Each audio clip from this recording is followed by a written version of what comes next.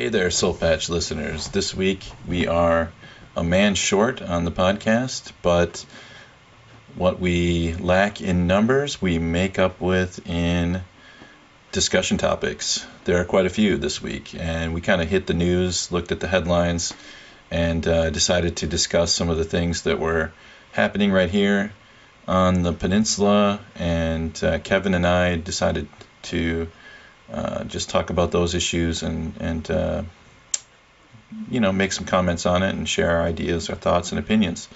So with that said, let's start the show. Welcome to the Soul Patch Podcast. Tainted perception distorts my true meaning is blurred. Actually, just really quick news before we get into others.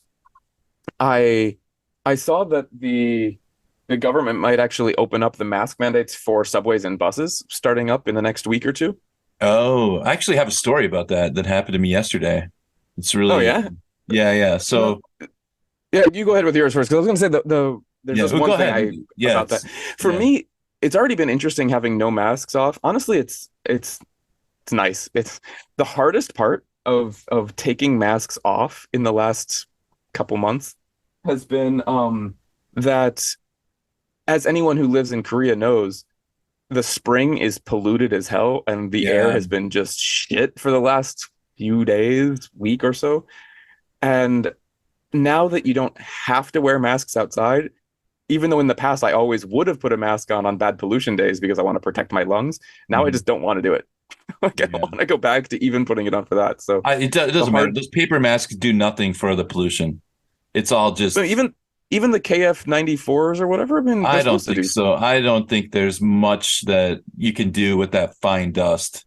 I think it's like it'll make you feel better. It gives you like a peace of mind, but I think it's kind of a false sense of security, to be honest. So? I don't know. I think that's the whole point of them before COVID, is that they actually were like, that's what KF94 means. It's like 94% of something. Like it's supposed to be for, it says like, I could be wrong. I'm just talking out of my ass right now, but yeah, I don't know. I trust the masks for pollution, but I haven't been wearing them these days because I just don't want to put them on, even though the air has been just... Yeah, I mean, it's really hazy today. I mean, and yesterday. I think if you want like the masks that really help are those rubber ones that have like, like looks like the oats for like storing oats for a horse or something. It's got those little like tube things, like proper gas masks for wars, if you wear something soldiers like that, you're probably actually, it's probably filtering some of the air. But I think those paper masks are pretty useless. I think they're good for like not spitting on each other, which is what you don't want to be doing in the middle of a pandemic. And I'm gonna say you're wrong on this, and I think I'm gonna have to do some research to check, because I believe that the masks do help. So here, homework, Jack. Let's look into this. Definitely. I mean, listeners out there, you send in your hate mail. That's fine. Yeah, I think they help for pollution. But what's your mask story on the subway anyway? No, it's just because of the laws, like you have to have a mask when you get on a bus or the subway. And yesterday I had my ticket and I walked to our local bus station to take the bus from Pyeongtaek into Seoul. And this is a really early bus. It was like 6:40 in the morning, and and my bus was coming, and I realized that I totally had forgotten my mask at home. I didn't have time to run home and get a mask. Right. And so, but there's a big like I don't know what you call it, what the place is called. It's called Mart King or something. It's just some big store. We call it Fart Mart or Fart King, but that's just our family's name for that place. But you never get too old for fart. No, I'll never mature out of those jokes. But I just ran in and grabbed one of those like $1 sleeves that people wear, like that work in the summer. It's a sleeve like a sock, but it's a sock. Oh yeah. And I just pulled it up over my nose and my mouth because that's just the first thing I saw. I just grabbed it. I didn't even have time to go look for where the masks were in the place. That's what I saw first. And I was fine on the way to Seoul. I mean, it looks like a, what do you call it? A balaclava or whatever? Like balaclava? Something like that. Yeah, the when you're skiing. Yeah. It looks like I was going I look like a terrorist from the 1970s or something. But it was okay when I left, and then when I was coming back, the bus driver was like, mask, and then I pulled up my sleeve thing, and he goes, no, mask. And I'm like, mask. This is a mask. And then I walked on the bus, and then he just like didn't have the he just didn't have the energy to fight with me about it. But I was just like, I'm getting on this bus. Like, there's no way I'm not getting home. So. I've actually seen a couple of people getting onto the subways or buses without a mask on, and the bus driver didn't really care. Although usually then they got on, and most of the time they put their mask on anyway. But I haven't seen anyone harass anyone for not having it, even though it is still technically required. Yes, I try to. I'm about the compliance with the law. I'm not against wearing the mask on the bus and subways. I'm not gonna like cry about it or die on that hill. But I do. It is annoying when you just forget your mask and you're just like that. Almost. I wouldn't even have made it to work on time over just a dumb, stupid piece of paper. Over my face. It's doing really nothing at this point. So, I will say that I don't mind it on this. I mean, when there's 100 or 200 people in a small subway car packed in, it kind of does seem like a good idea, but who knows? I don't know how much it's really effective at this point anymore, but whatever. If they get rid of them, they get rid of it. And I heard that just in the news that it might go through. Their decision might be made in the next week or two. I don't remember exactly, but anyway, that's fine. I mean, yeah. Do a lot of your students have they been infected with COVID lately? I haven't gotten any emails, so me neither. I don't think so. The numbers are still like 10K a day average or something like that. Okay, I think I saw nationwide. Yeah, but more good news, the government actually is doing something which really matters, Jack. This is something that's so important to so many people here in Korea, which is that they are they're launching an intensive probe into liquor prices amid inflation woes, because inflation has hit everyone, and so the government is doing their best to make sure that those green soju bottles stay cheap. Well, that's the most important thing here. This really pisses me off because, I mean, just quickly as an aside, like in America, a lot of the inflation was not necessary. A lot of companies were just doing it. Oh, of course. Inflating prices. And America has got no stomach for like price controls. The government is just toothless. They just don't do anything. So when the government does gets involved to try to like stop companies from price gouging, just because they can raise it doesn't mean they should. Now I'm not I don't drink, and I'm kind of, I don't think soju really makes, is like a societal benefit necessarily. But I mean, I do understand that is it inflation, or is the company hiding behind inflation? That's what I want to know. Like, if it's really inflation, then okay.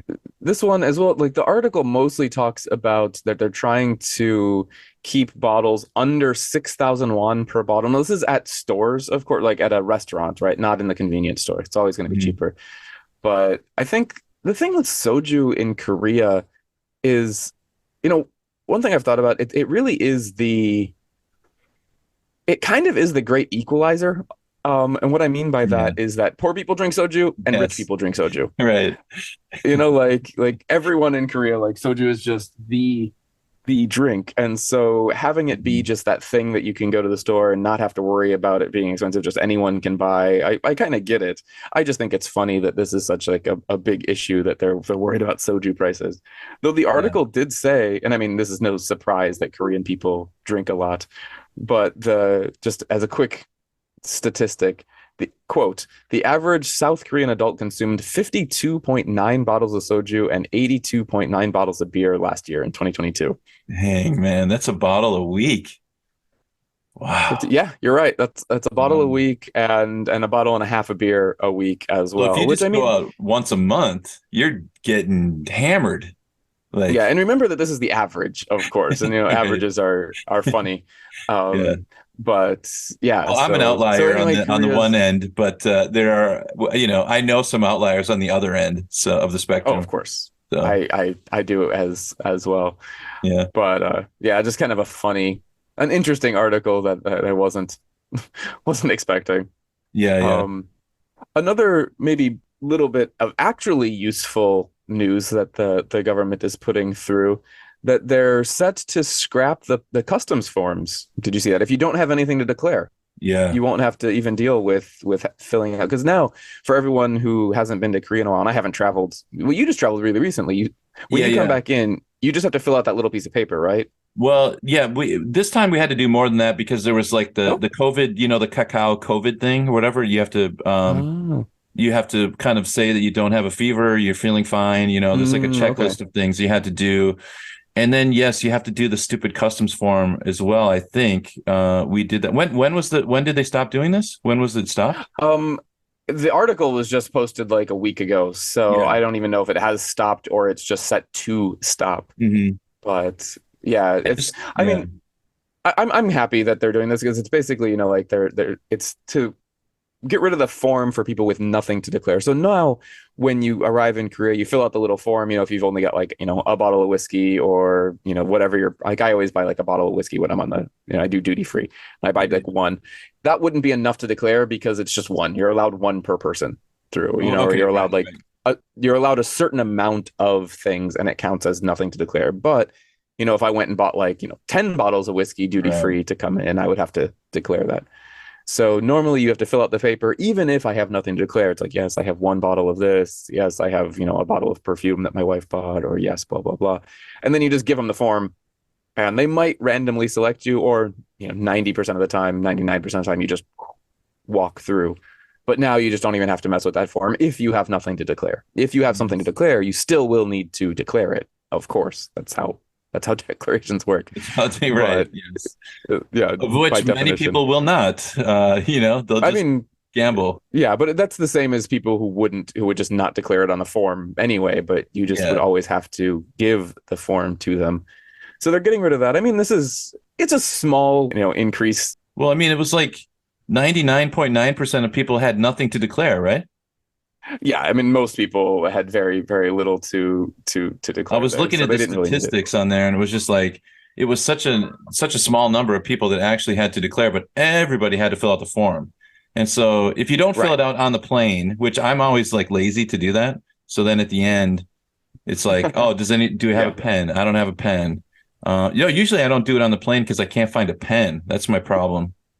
Slacker. I always have a pen in my bag. Yeah, I never bring a pen. I just don't think about it.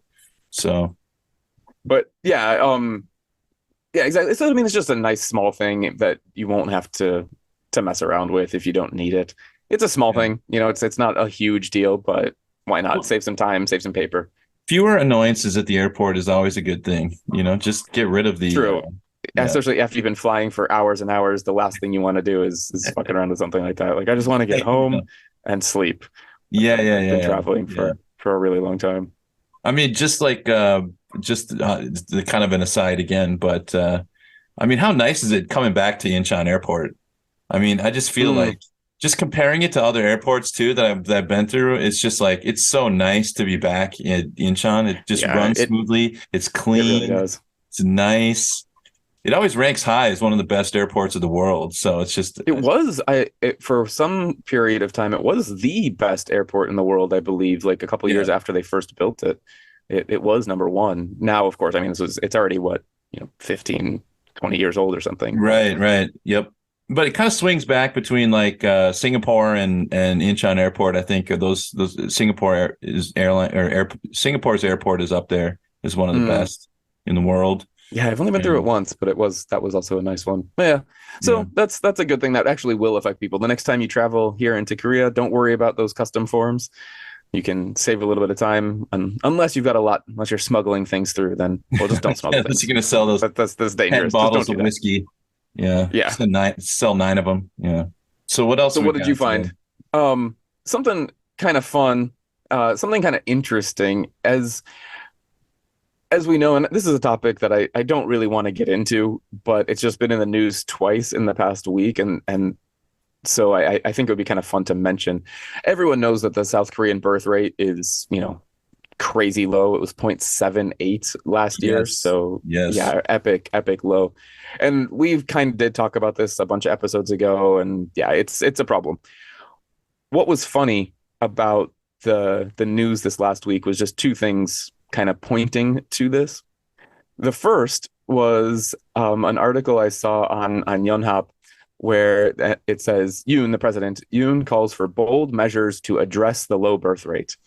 And he said, and here's a quote from him, according to the presidential spokesman, he said, please come up with bold and sure measures for the low birth rate so that they can be felt by the people. So the president, he's calling for people to help. Now, he's not actually doing anything.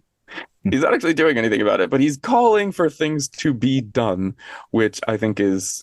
What are you going to do? Like, is he going to, instead of raising the price on soju, are they going to raise the price on condoms or something?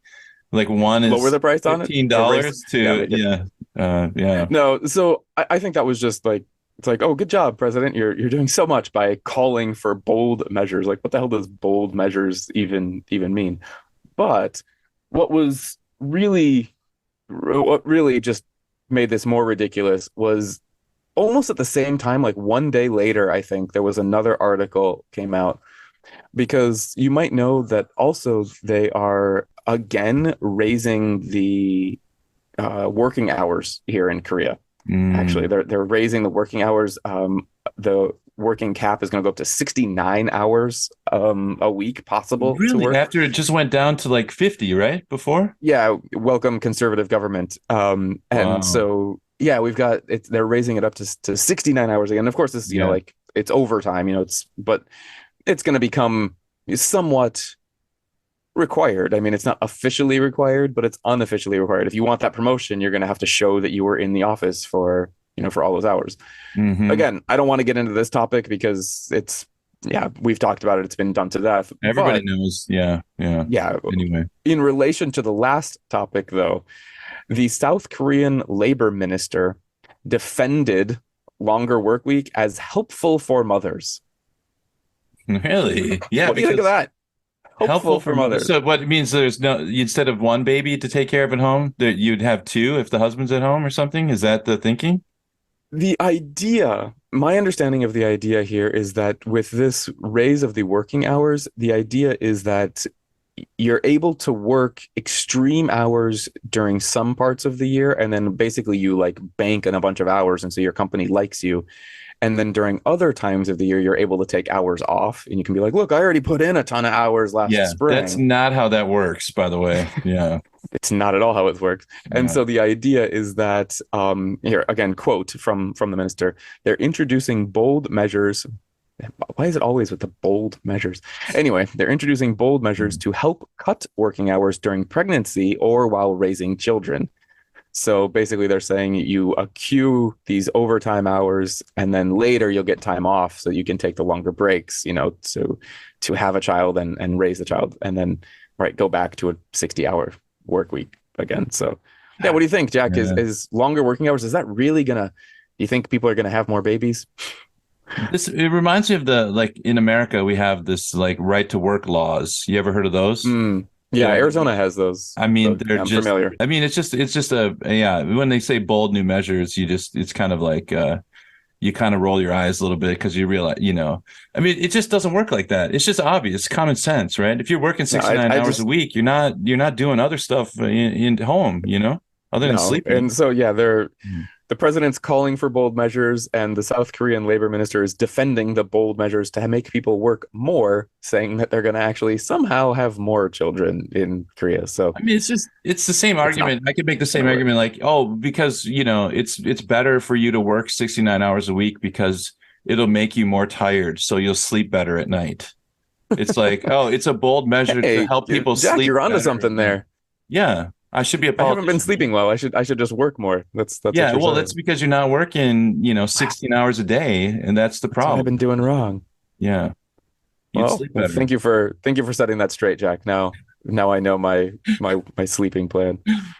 No, yeah, I mean, it's just I just think it's funny. I mean, this is a great example of how governments all around the world just don't understand what the people are actually going through in most cases. Well, I do think that that's part of it, is that they're completely out of touch with reality, like how normal people. Because if the politicians themselves had to put in 69 hours a week, they'd be, if let's say, like in America, if you're becoming a senator or a congressman or a congresswoman required 69 hours of work a week, do you think any of those people would be doing that job?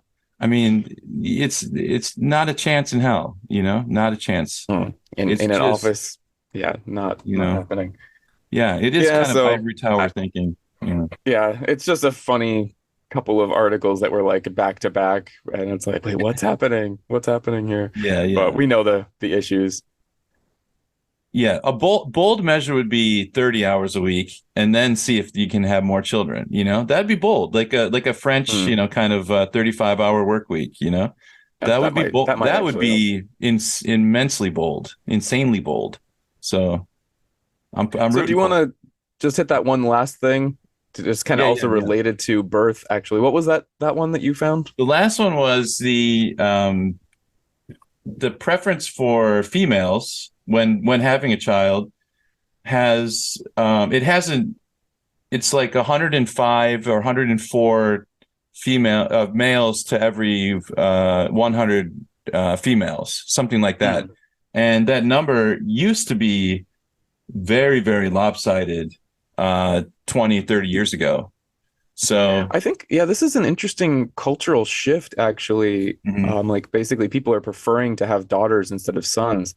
And in the past, I think, in Western cultures, we always wanted, like, sons were always valued because, it's like carries on the family name, right? Is why sons were kind of important. Here in Korea, I think one of the reasons for that is that kids historically in Korea have been kind of seen as, that's who cares for the parents when you get into older ages.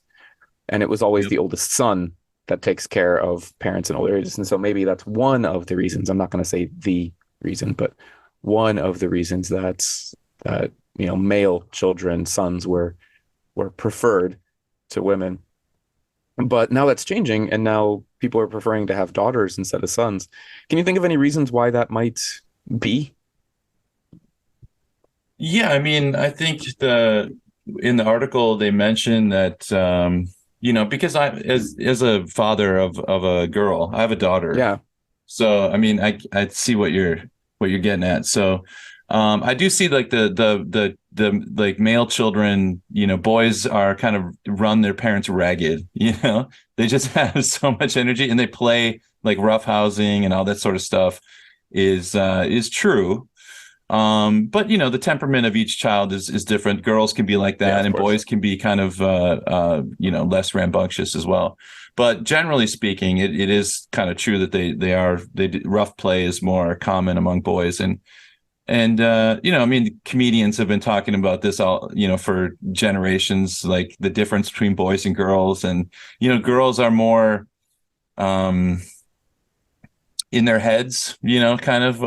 Do you think a lot of it has to do with the raising of them? Because like I was saying, like I think one of the reasons that men were preferred, or rather sons were preferred, was because of what their role will become once they are adults.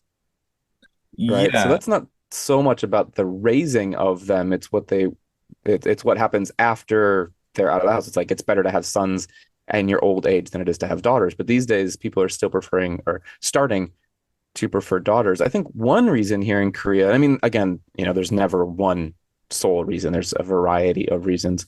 One small reason might be how in Korea, when you get married, traditionally the groom's parents, buy a house for the couple, and the bride's parents will like buy furniture. So it's cheaper for the bride's parents for later on. So that might be one thing. It's easier to have a daughter once they get older. They'll be more, not independent, but that might be a factor. Yeah. I think one of the reasons was that was mentioned in the article was the idea that like nursing homes, the daughters are much more likely to to come and spend the whole 30 minutes. Like they only get 30 minutes with the parent in a nursing home, and men will generally, sons will come in for about 10 minutes and leave. Really? And daughters will come in and spend the whole 30 minutes bringing like home cooked food and just taking care. It's that, it comes back to that like that nurturing nature of women. And I think that they having that. I mean, it is interesting in Korea, and I wonder if the States is not different. The idea that your kids are almost like an insurance policy for the future in some ways. Do you know what I'm saying? I'm not trying to say it in like a crude or crass way, but like that goes into the calculus a little bit. It's like, all right, I need to have a son because, the oldest son's responsible. I've definitely heard that. I mean, not having children of ours, I've definitely heard people say that, like, who's going to take care of you when you get older? It's like, well, I will. Like I don't need a son or daughter to do so. So yeah, I mean that is what in the States do we do? I mean, we just we put our elderly parents into a nursing home and kind of try to convince ourselves that we're not bad people. I mean, it's and if they have the more money they Jack's have, mom, watch out! Now you know what's coming. Yeah, well, I have to. We are thinking that far ahead where we're like, I'm not going to depend on my kid because the culture is just, I think, I don't know if it's capitalism or the way that society seems to be heading towards, but you're much more on your own these days than, take care of, plan for the future, because there may not be anyone there to take care of you when you're, at a certain age. So, yeah. So maybe that's one of the factors, but yeah, anyway, daughters are preferred to sons these days. I know it's definitely funny. In the past, I've seen so many, although I haven't seen this recently because, the birth rate has been dropping for the last many years. But I remember when I was first coming to Korea, if I met someone, and I talked to students, they'd be like, oh yeah, I have a sister. It's like, one of my students, she has a sister. And they'd be like, oh yeah, I have, 3 sisters and a brother. 9 out of 10 times, you could guess, you'd be like, the brother's the youngest one, right? Yeah. And you would know that it was like they had daughter. Finally, they had the son, and then they're like, no more. They're like, done. No more. Yeah. They just keep trying until they get that son. And then I think these days it doesn't. They're not going for it. I know one of my wife's cousins, they've got 3 daughters actually, and I don't believe they're planning on having any more. They're happy with that. Another good buddy of mine, he's got 2 daughters, and he's done as far as I know with that. So no, I've known some like that too, and even in the article, the interesting thing was after having 2 sons, that couple still wanted to try again just for a daughter. Like the wife was eating just meat and the husband was eating just vegetables. Together it was like a well-rounded meal, but it wasn't, obviously not scientifically proven, but they were using, urban legends or old wives' tales or whatever to try to conceive of a daughter. And then they got it. It worked. So it's just a confirmation bias for those, particular old wives' tales. But yeah, that's funny that it's going the opposite then. Instead of trying for that son in the last kid, it's like, it was a last, punt for a daughter, and they got it. Yeah, it's interesting what'll happen then, and it's interesting to see that kind of cultural shift along with all of the other, small things. But it's interesting how they all come together in such unique ways. So everything leads. Did you see how lopsided it had become by 1993? It was like 200, I didn't. I missed the numbers. Over 200 boys for every 100 girls. Are you kidding? So think about that. That's insane. Yeah. Wow. If you didn't say that was from the article, I wouldn't believe you.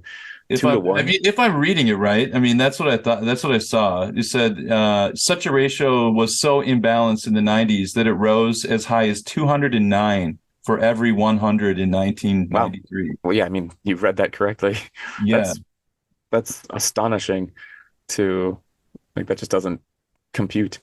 Yeah, wow. Yeah. Because I mean, these are these are men that need to get married at some point. It's right. like, and that's what's interesting is that it goes from such an extreme of, preferring sons to, now preferring daughters, not in such an extreme, but in some ways in just a short time, in a generation and a half. Yes. And now that I think about it, there's a lot of Korean men married to foreign women that were probably of that generation in the 90s. You're right, actually. Yeah.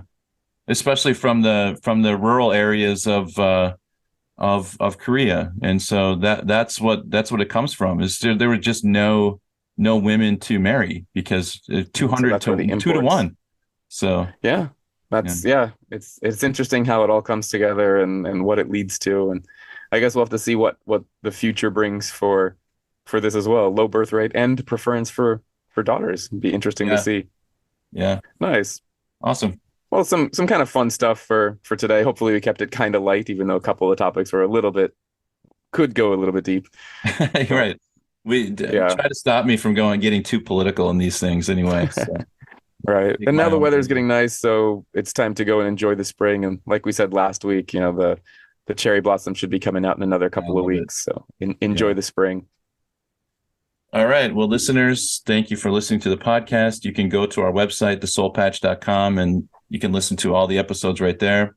You can send us an email at podcast@thesoulpatch.com if you want to be on the show as a guest. If you have a story to tell or something Korea related, we try to keep it Korea related. So this is a show for mostly Westerners living and working in Korea.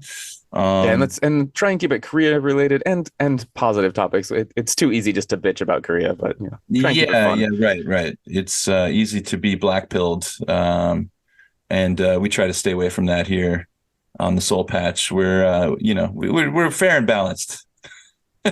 Just like Fox News. Yeah. All right. Thanks, everybody. We'll catch you next time on the Soul Patch. Okay. Bye-bye.